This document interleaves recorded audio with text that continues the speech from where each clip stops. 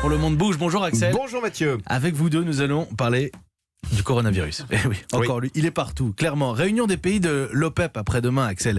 Jeudi, à Vienne, conséquence du coronavirus, les pays pétroliers devraient à nouveau réduire leur production. Eh oui, car le monde produit trop de pétrole et c'est devenu criant avec le coronavirus, puisqu'avec le ralentissement de l'économie chinoise, on estime qu'il y a une surproduction mondiale d'environ 2%, donc une petite surproduction, mais qui fait chuter les cours de pétrole de plus de 20%. Donc pour les pays producteurs, il y a urgence à agir.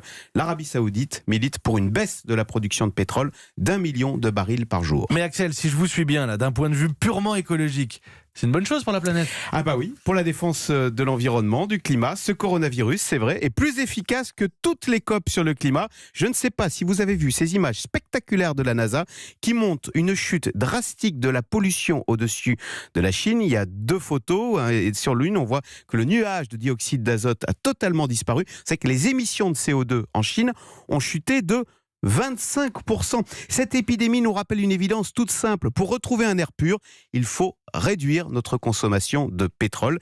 Et vous savez que cette évidence toute simple est en train de s'imposer au sein des états-majors des géants pétroliers qui sentent bien que leur horizon, la fin du pétrole, est en train de se rapprocher de plus en plus et qu'il y a urgence à changer de modèle.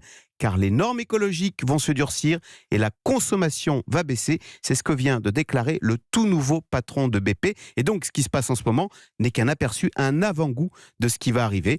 Donc, les pétroliers doivent passer à autre chose. Ils en ressentent l'impérieuse nécessité, passer à une énergie durable et propre. Et c'est ce qu'ils font.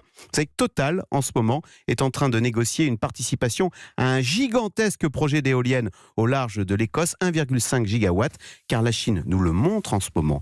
Si on veut une chute rapide et forte des émissions de CO2, c'est tout simple, il faut moins consommer de pétrole.